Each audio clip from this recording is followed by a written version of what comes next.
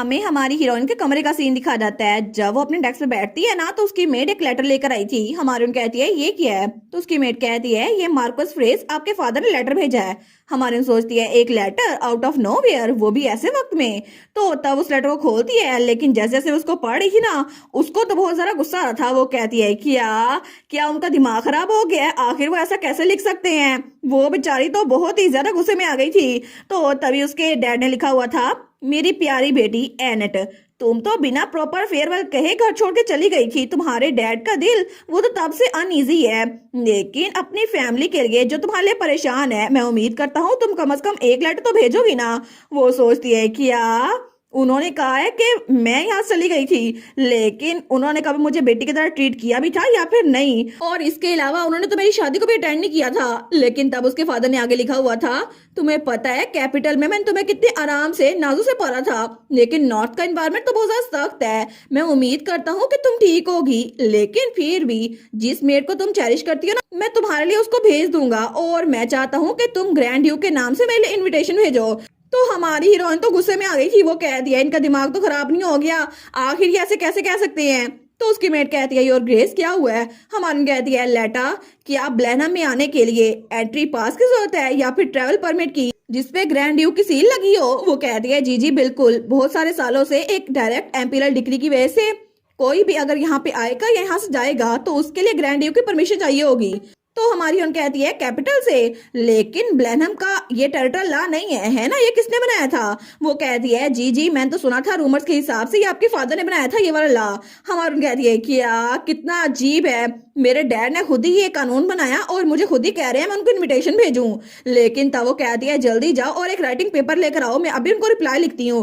वो कहती है जी जी ये ले लें। और तब हमारी हीरो ने अपना कलम उठा लिया था। वो सोचती है उनको लगा होगा कि मैं यहाँ पर अकेली हूँ और मैं उनको बुला लूंगी, लेकिन मैं उस इंसान को कभी भी यहाँ पे बुलाऊंगी नहीं। और वो तो धड़ाधड़ रिप्लाई लिखी जा रही थी। वो सोचती है अगर मैंने इनविटेशन भेज दिया तो पता नहीं वो कौन सी स्कीम लेकर यहाँ पर आ जाएंगे, इससे अच्छा है मैं उनको जवाब लिख भेजूं। लेकिन तब वो कहती है ये मार्कस फ्रेज को दे दो, ठीक है। तो लेटर कहती है जी मैं अभी पोस्ट कर देती हूँ। तो हमारी सोचती है ठीक है, अब मेरे फादर के पास लेटर जाएगा ना तो उनका ब्लड प्रेशर भी वैसे रेस होगा जैसे मेरा हुआ था। लेकिन तब दूसरी तरफ हमें अगले दिन मार्कस फ्रेज का मेंशन दिखा जाता है। तो वो कहता है क्या उसने कोई इनविटेशन नहीं भेजा, आखिर वो कितनी बदतमीज हो सकती है।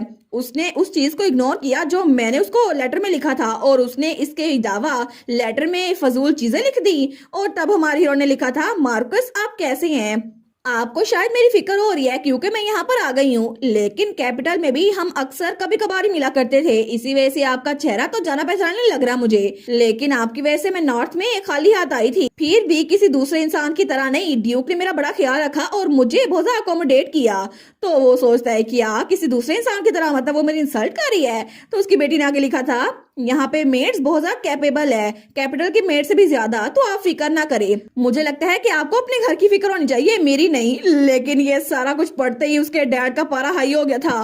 वो कहता है वो पागल हो गई है। और तब हमारी हीरोइन ने आगे लिखा था इसके अलावा मुझे लगता है आपको सोशल स्टेटस का बिल्कुल नहीं पता, आगे से आप मुझे मेरी बेटी कह के ना बुलाइएगा, आगे से अगर आपने लेटर लिखना है ना तो मुझे ग्रैंड जिस कह के बुलाइएगा, बल्कि रहने दे आप मुझे खत ही ना लिखे क्योंकि मैं तो रिप्लाई दूंगी नहीं। और वैसे भी आपसे मिलकर बिल्कुल अच्छा नहीं लगा, आपसे दोबारा कभी नहीं मिलूंगी। और तब उसके डैड का पारा तो बिल्कुल हाई हो गया था। वो कहता है वो बदतमीज लड़की, मैंने उसको भड़ा किया और वो मुझे रिप्लाई में ये लिख रही है जल्दी करो राइटिंग पेपर लेकर आओ, मैं अभी उस इल मैनर लड़की को सबक सिखाता हूँ। तो उसका सर्वेंट कहता है जी जी, लेकिन तभी उसकी तो गर्दन में दर्द होता है। वो कहता है ओ माय गॉड, मैं तो ऐसे ही ब्लड प्रेशर का मरीज बन जाऊंगा, आखिर ये बदतमीज लड़की मेरी बात क्यों नहीं मानती, ऊपर से इसका भाई वो भी मेरी बात नहीं मानता। और तब दूसरी तरफ हमें ड्यूक का ऑफिस दिखा जाता है। तो पैरल कहता है योर ग्रेस आखिर आप मार्कस फ्रेज के साथ क्या करने वाले हैं, मैंने सुना है कि उन्होंने ग्रैंड डचेस को कल फिर से एक और लेटर भेजा।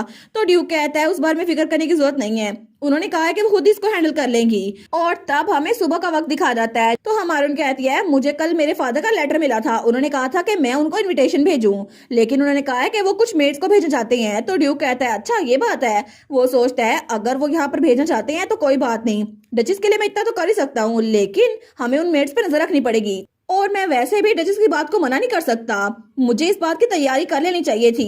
तो हमारी कहती है मैंने उनको मना कर दिया। वो कहता है क्या आपने उनको मना कर दिया?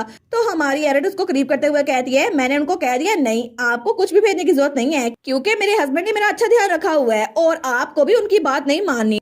ठीक है योर ग्रेस। और प्रेजेंट में वो हमारी एनट को सोच के ब्लश करा था। वो सोचता है ग्रैंड डचेस तो बहुत ज्यादा शार्प है, उनकी अपनी रीजंस होंगी, लेकिन तब वो कहता है उसके अलावा ग्रैंड डचेस चाह रही थी कि वो ऑर्फनेज में जाकर बच्चों को सप्लाईज पेश करें। तो पैरल कहता है अच्छा ऐसी बात है, हर ग्रेस खुद जाएंगी? तो ड्यूक कहता है वो चाहती है वो बच्चों का खुद ही ध्यान रखे, तो मैंने उनको पहले ही बता दिया है वो चली जाए, लेकिन इसके अलावा हमें नाइट ऑर्डर को स्कॉट करना होगा, तो तैयारियां कर लो। वो कहता है जी मैं समझ गया, लेकिन तभी पैरल वहीं पर खड़ा था। तो ड्यूक कहता है क्या तुम्हें कुछ और कहना है? पैरल कहता है वेल मुझे लगता है कि आपको अपने आप को कुछ जरा एक्सप्रेस करना चाहिए। तो ड्यूक कहता है किस बारे में? वो कहता है हर ग्रेस के सामने। तो ड्यूक कहता है क्या क्या मतलब?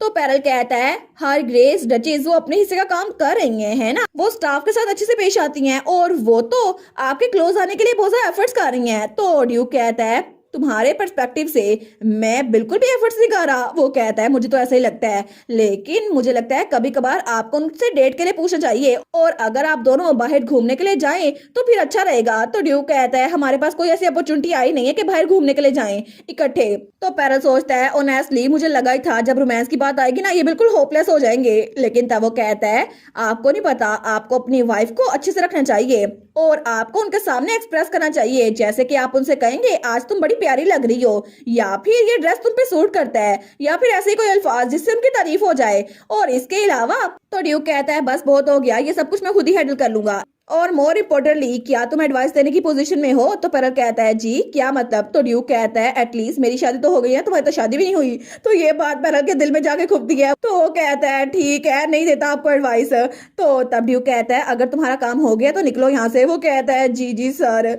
और थोड़ी देर बाद हमें बाहर का सीन दिखा जाता है जहाँ पे सारी बगियां वो रेडी थी जिसमें बच्चों के लिए सामान रखा था। तो सेसिलिया कहती है सारी की सारी क्वांटिटीज वो पूरी हो चुकी हैं जो कि आपने बताई थी। तो हमारी डचेस कहती है ये तो अच्छी बात है, मुझे लगा था कि इतने शॉर्ट नोटिस पे सब कुछ इकट्ठा करना मुश्किल हो जाएगा, थैंक यू तुम्हारे हार्डवर्क के लिए। वो कहती है नहीं नहीं कोई बात नहीं, और वैसे भी मुझे पता चला है कि अभी तक सिर्फ वहाँ पे खाना और डेली नेसेसिटीज जाती थी जैसे कि कपड़े वगैरह, लेकिन आपने तो स्कूल सप्लाईज भी भेजे हैं और इसके अलावा बच्चों के लिए खिलौने भी है, बच्चे तो खुश हो जाएंगे। तो हमारे उन कहती है ऑर्फनेज ने मुझे एक लिस्ट भेजी थी जिसकी वजह से ये प्रिपेयर करना जरा इजी हो गया, लेकिन अब ग्रैंड ड्यूक बिजी है तो मैं खुद ही जाऊंगी और वहां जाके देखूंगी बच्चों को क्या क्या चाहिए, लेकिन इसमें ज्यादा टाइम नहीं लगेगा है ना?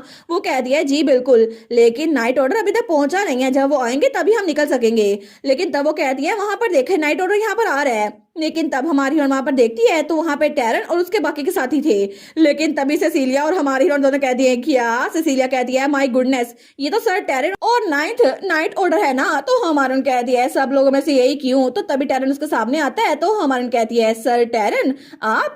वो कहता है मैं आपको रिस्पेक्ट पेश करता हूँ योर ग्रेस, अभी कुछ वक्त के लिए नाइट ऑर्डर वो आपको स्कॉट करेगा। वो सोचती है क्या सब लोगों में से नाइट ऑर्डर ही मेरे पास क्यों आना था, वो भी जिसको सर टैरन लीड कर रही हैं। ये आदमी तो सच में मुझसे नफरत करता है, ये बात तो ये साबित कर चुका है। लेकिन तब टैरन कहता है सप्लाईज और फ्रिज पे जाएंगे उसको भी डिलीवर नहीं किया गया, लेकिन हमें जरा जल्दी करनी होगी क्योंकि बच्चे इंतजार कर रहे होंगे। और वो हमारी हीरोइन को बड़ा घूर के देखता है। तो हमारी सोचती है ऐसा लगता तो नहीं कि मुझे बिल्कुल भी गार्ड करेगा, ऐसा लगता है अगर मुसीबत आई ना सबसे पहले ये मुझे छोड़ के भागेगा क्योंकि इससे मुझसे नफरत है। लेकिन इसके थोड़ी देर बाद ही वो लोग ऑर्फनेज पहुंच चुके थे। तो तब वहाँ पे हेड ऑफ द ऑर्फनेज बाहर आती है। वो कहती है मैं आपको ग्रीटिंग्स देती हूँ योर हाइनेस। वो कहती है कोई बात नहीं आपसे मिलकर अच्छा लगा। लेकिन तभी दरवाजा खुलता है और एक बच्चा वहां से निकलता है। तो वो बच्चा हमारी हीरोइन को कहता है ओ ये तो फेरी है ना, है ना? हमारी सोचती है अच्छा ये बच्चा, ये तो वही बच्चा है ना जो मैंने उस दिन लेडी मैरी के इन में देखा था। लेकिन तभी वो बच्चा भागता हुआ हमारी हीरोइन की तरफ आता है और जल्दी से उसको गले लगा लेता है।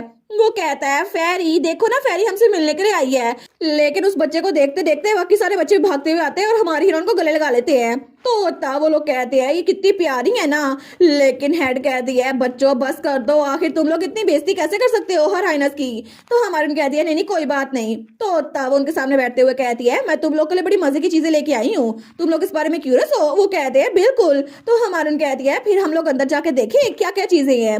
लेकिन तभी सर टेरेंस को जाते हुए देख रहा था और वो सोचता है कितना नाटक करी है ना ये, हालांकि इसके फादर की वजह से ये सब लोग ऑर्फन बने थे, लेकिन अब बच्चों के सामने अच्छा बनने की कोशिश कर रही है। और थोड़ी देर बाद बच्चों को सारे के सारे खिलौने और बुक्स मिल चुकी थी, तो सारे बड़े खुश थे। वो बच्ची कहती है ये डॉल्स तो कितनी प्यारी है ना। तो दूसरा बच्चा कहता है मुझे ये घोड़ा पसंद आया है। तो तीसरा कहता है स्टोरी बुक कितनी प्यारी है। तो हमारून कहती है तुम लोग अक्सर दिन के वक्त क्या किया करते हो। वो कहता है हम लोग तो आंटी मैरी के प्लेस में जाते हैं और पुडिंग खाते हैं, इसके अलावा स्नैक्स खाते हैं और अपना मुंह और चेहरा धोते हैं। हमारून कहती है क्या क्या तुम लोग के पास पढ़ने के लिए कोई पिक्चर बुक नहीं है या फिर खेलने के लिए कोई बॉल। वो कहते हैं वेल वो तो हमारे सोचती है कितना अजीब है ना, बच्चों के लिए खेलने के लिए कोई जगह ही नहीं है और इसके अलावा यहाँ पर तो गिनती की 3-4 बुक्स पड़ी हुई हैं। क्या बच्चों के लिए कोई बुक्स नहीं रखी यहाँ पर। लेकिन तभी उनमें से एक बच्ची कहती है बिग ब्रदर जैरम हमें कहानियां सुनाते हैं। तो वो कहती है बिग ब्रदर जैरम। तो वो बच्ची कहती है बिल्कुल वो कहानियां सुनाने में बड़े अच्छे हैं, बुक्स की जरूरत ही नहीं पड़ती। वो देखिए वहां पे खड़े हैं। और जब हमारी हीरोइन बाहर देखती है तो वहां पे एक लड़का खड़ा हुआ था जो कि सारा सामान वहां पर रखवा रहा था। तो हमारी सोचती है ये बच्चा ये तो बाकियों से बड़ा लग रहा है, मुझे लगता है कि अभी तक ये अडल्ट बन चुका होगा। तो तब हेड कहती है असल में ये बाकियों से थोड़ा बड़ा है लेकिन ये बहुत ज्यादा ब्राइट और इंटेलिजेंट है, ये ऑर्फनेज में रहता है और हम सबकी हेल्प करता है। हमान कहती है अच्छा ये बात है। लेकिन तब वो कहती है यहाँ पर बच्चों के लिए खेलने के लिए कोई जगह नहीं है और कोई ड्राइंग बुक या कोई और चीज। वो कहती है आपको पता तो है कि यहाँ पर नॉर्थ में ग्रासी फील्ड है ही नहीं, इसी वजह से बच्चों को यहीं पर खेलना पड़ता है। लेकिन इसके अलावा बच्चों की स्टोरी बुक्स खरीदने के हमारे पास पैसे नहीं है, एटलीस्ट हमें कपड़े और खाने के लिए चीजें तो मिलती रही हैं। तो हमारून कहती है मुझे पता है लेकिन बच्चों को खेलने के लिए चीजें भी चाहिए होती है, इमोशनल एजुकेशन वो भी उतनी इंपॉर्टेंट है। वो कहती है मुझे माफ कीजिएगा योर हाइनेस लेकिन मैं जितना कर सकती हूँ मैं उतना कर रही हूँ। तो हमारून कहती है मैं ये तो नहीं कह रही कि आप कुछ नहीं कर रही। वो कहती है और नेस्ले यहाँ पे मैं सिर्फ अकेली हूँ, इसी वजह से क्योंकि यहाँ पर कोई भी ड्यूक के अलावा हमें स्पॉन्सर नहीं करता। तो हमारून सोचती है इसको देखकर ऐसा तो नहीं लग रहा कि इसे पता होगा बच्चों को क्या क्या चाहिए। ऐसा लगता है इसने वो लेटर नहीं लिखा था, जो लेटर मुझे मिला था उसमें तो साफ साफ लिखा हुआ था कि बच्चों को ये चीज चाहिए और ऐसे ऐसे चाहिए। लेकिन ऐसा लगता है कि वो लेटर किसी और ने लिखा था। और तभी जेरोम वो बच्चों के साथ खेल रहा था। वो सोचती है जरूर इसी ने लिखा होगा। तो वो बाहर आते हुए कहती है क्या तुम जेरोम हो। वो कहता है योर हाइनेस आज जजेस क्या आपको मेरा नाम पता है। लेकिन तभी वो दूसरे बच्चे से कहता है तुम अकेले जाकर खेल सकते हो। वो कहता है ठीक है। तो हमारी हीरोइन कहती है तुम तो सब बच्चों में बहुत ज्यादा पॉपुलर हो है ना। वो कहता है जी बिल्कुल आपसे मिलना बहुत ज्यादा ऑनर की बात है योर हाइनेस। तो हमारी सोचती है ये तो लफ्जों के साथ बहुत ज्यादा अच्छा है। लेकिन तब वो कहती है क्या तुमने वो लेटर लिखा था जिसमें बच्चों के लिए सारी चीजें लिखी हुई थी कि बच्चों को खिलौने चाहिए और पिक्चर बुक्स चाहिए। वो कहता है वेल वो तो हमारी कहती है फिक्र मत करो, ऑर्फनेज की हेड ने मुझे बता दिया कि तुम यहाँ पे रहते हो इसलिए तुम्हें डरने की जरूरत नहीं है। वो कहता है जी असल में मैंने लिखा था। हमारी कहती है मुझे पता था और इसके अलावा तुमने बच्चों के हिसाब से जो बुक्स लिखी थी ना वो भी बिल्कुल सेट थी। मैं उम्मीद करती हूँ तुम फ्यूचर में हमेशा हमारी ऐसी हेल्प करते रहोगे। वो कहता है सच में। तो तब जेरोम थोड़ा खुश हो गया था। वो कहता थैंक यू डचिस आपने पहली बार मेरी तारीफ की है, वरना सारे के सारे नोबर्स हमेशा मेरा मजाक उड़ाया करते हैं। तो हमारून कहती है बाय द वे क्या बच्चे इस जगह पे खेलते हैं, यहाँ पर तो जमीन पे पत्थर पड़े हुए हैं, अगर बच्चे नीचे गिर गए और उनको चोट लग गई तो। वो कहता है जी ऑर्फनेज के बाहर बच्चे अक्सर ऐसे ही खेलते हैं लेकिन हमारे पास खेलने के लिए कोई और जगह नहीं है इसीलिए। तो हमारी कहती है अच्छा ये बात है। तो हमारी सोचती है फिर भी मुझे लगा ही था कि बच्चों को खेलने के लिए कोई अलग से प्लेग्राउंड बना के देना पड़ेगा। तो तभी वो दूसरी तरफ देखती है। वो सोचती है क्या नाइट ऑर्डर वो तो बच्चों के साथ अच्छे से रह रहे हैं लेकिन वो लोग मेरे साथ जितने सख्त होते हैं ना बच्चों के साथ उतने जेंटल पेश आ रहे हैं। लेकिन वो सोचती है शायद इसी वजह से क्योंकि मुझे बताया गया था कि ये ऑर्फनेज में जितने भी बच्चे हैं ना वो मॉन्स्टर्स के अटैक की वजह से मरे हैं। लेकिन उस मॉन्स्टर के अटैक के पीछे बड़ी वजह मेरे फादर की हेल्प ना करना था और इसी वजह से हर कोई मुझसे नफरत करता है। लेकिन तभी एक बच्ची उसके पास आती है और उसका हाथ पकड़ लेती है। वो कहती है फेरी। तो हमारी कहती है क्या। वो कहती है तुम्हारे लिए मैं गिफ्ट लेकर आई हूँ। तो हमारी हीरोइन जब अपने हाथ में देखती है ना तो वहां पे एक पत्थर था। वो कहती है एक पत्थर लेकिन ये क्या है। तो वो बच्ची कहती है ये बहुत ज्यादा खूबसूरत पत्थर है, ये तो एक जेम स्टोन है। हमारी कहती है क्या। वो सोचती है ये कितनी क्यूट है ना। लेकिन तब उसको गले लगा लेती है। वो कहती है थैंक यू सो मच। और तब उसका देखा देखी सारे के सारे बच्चे उसके पास आते हैं। वो कहते हैं हमसे भी ले लो पत्थर, हमसे भी ले लो, हमारे पास भी जेम स्टोन है। लेकिन तब हमारी हीरोइन तो हंसने लग जाती है। वो कहती है ठीक है मैं सबका गिफ्ट लूंगी एक एक करके। और तब सारे के सारे बच्चे उसके इर्द गिर्द जमा हो गए थे।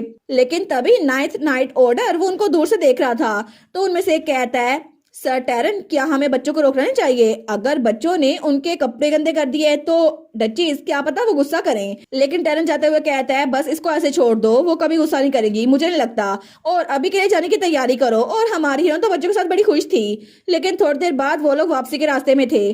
तो हमारी हीरोइन बग्गी में कहती है सर टैरन, क्या ये अच्छा होगा कि हम जाने से पहले लेडी मैरी के इन में रुक जाएं? वो कहता है जी, लेकिन वो जी कहते ही अपना मुंह बंद कर लेता है। हमारी सोचती है ये तो ऑर्फनेज को छोड़ने के बाद से ज्यादा ही रूड हो गया है, ऐसा लगता है कि इसने बच्चों को देखा ना और उनके पेरेंट्स लेंगे शायद इसी वजह से। लेकिन तब वो कहती है सेसिलिया, लेडी मैरी का इन कैसे चल रहा है? वो कहती है मैंने सुना था वहां पे बहुत ज्यादा कस्टमर हैं और इसके अलावा मुझे आपको कुछ बताना है। लेकिन तभी बाहर से आवाज आती है आप लोग क्या कर रहे हैं, जल्दी करें, रास्ता छोड़े, कैरेज को गुजरने दे।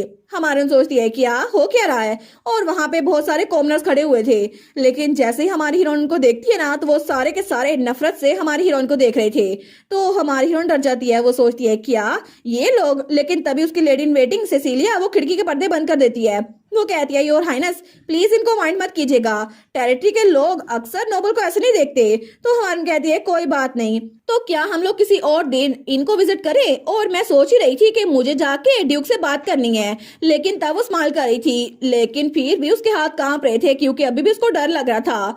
और थोड़ी देर बाद वो लोग वापस आ गए थे और हमारी हीरोइन ग्रीन हाउस में बैठी हुई थी। वो वहां बैठ के सोचती है मुझे लगा ही था कि नॉर्थ के लोग मुझे वेलकम नहीं करेंगे, लेकिन मैंने कभी एक्सपेक्ट नहीं किया था कि उनकी आंखों में मेरे लिए इतनी नफरत होगी। वो तो बिल्कुल मुझे मार देना चाहते हैं। लेकिन तभी वहां पर कोई उसके कंधे पे कोट रखता है, वो था ड्यूक। तो हमारी कहती है क्या? तो ड्यूक वहां पर आते हुए कहता है अभी भी बहुत ज्यादा ठंड है, आपको ऐसे बाहर नहीं बैठना चाहिए।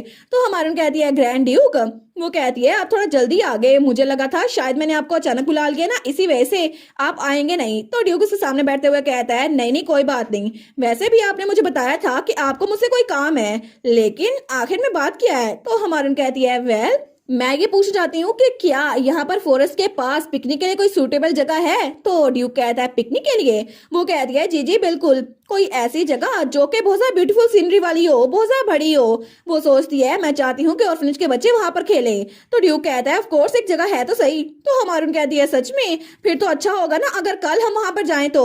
और वो सोचती है अगर मैं पहले जाके चेक करूँ ना कि बच्चों के खेलने के लिए वो जगह अच्छी है या फिर नहीं, तो जरा अच्छा होगा, मैं बच्चों को गाइड कर सकती हूँ। लेकिन ड्यूक कहता है मुझे माफ कीजिएगा ग्रैंड डचीज, असल में कल मेरा शेड्यूल बहुत ज्यादा टाइट है। तो हमारी सोचती है क्या? वो सोचती है मैंने ये तो नहीं कहा था मुझे ड्यूक के साथ जाना है। तो ड्यूक कहता है उसके बजाय आज रात मैं बिल्कुल फ्री हूँ, तो हम लोग आज रात जा सकते हैं वहां पर। तो हमारी सोचती है हैं लेकिन मुझे ड्यूक के साथ तो नहीं जाना था। और थोड़ी देर बाद ड्यूक और हमारी डचीज वो बग्गी में उस जगह पर जा रहे थे। तो हमारी सोचती है मैं पहली बार ड्यूक के साथ कैरिज में सफर कर रही हूँ, लेकिन ग्रैंड ड्यूक की लेग्स तो बहुत ज्यादा लंबी है ना, जब भी गाड़ी हिलती है ना तो हम दोनों की टांगे टकराती हैं। लेकिन वो सोचती है फिर भी अभी के लिए ड्यूक वो कितना हैंडसम लग रहा है ना, और इसकी आइज कितनी इनोसेंट है, आखिर ये क्या है? लेकिन ड्यूक कहता है असल में आज। तो हमारी कहती है क्या? वो सोचती है आज क्या? तो ड्यूक कहता है आज आप बहुत ज्यादा खूबसूरत लग रही हैं।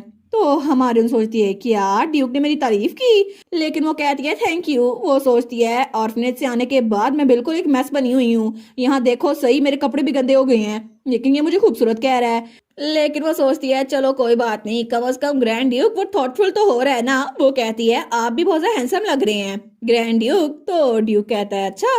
तो हमारी कहती है लेकिन कितना बड़ा डिजास्टर होगा ना अगर लोग को गलत आइडिया आ जाए तो ड्यूक कहता है गलत आइडिया? वो कहती है आपका फेस तो आज बिल्कुल चमक रहा है, अगर लोग अपने घरों से ये सोच के निकल आए कि अभी तो दिन का वक्त है क्योंकि आपका चेहरा चमक रहा है, तो फिर क्या होगा? तो ड्यूक कहता है क्या? वो बेचारा तो ब्लश करने लग गया था। वो कहता है प्लीज बस कर देना। तो हमारी कहती है क्यों, ये तो सच है ना। वो तो हंसी जा रही थी। तो ड्यूक कहता है ग्रैंड डचीज। लेकिन ऐसे ही हमारी हीरोइन को फ्लर्ट करते करते वो लोग अपनी बग्गी में आगे जा रहे थे, या फिर ये कहे कि वो लोग डेट पे जा रहे थे जो कि हमारे ड्यूक ने खुद ही पूछी थी। और इसी के साथ ये वाला पार्ट यहीं पर ख़त्म। तो आप लोग बताइएगा आप लोग को ये पार्ट कैसा लगा, और वीडियो को लाइक और चैनल को सब्सक्राइब लाजमी कीजिएगा। बाकी वीडियोस का लिंक भी स्क्रीन पर नज़र आ रहा होगा, तो काइंडली उनको भी चेकआउट कर लें। और thank you so much for watching my videos. Stay safe, bye bye.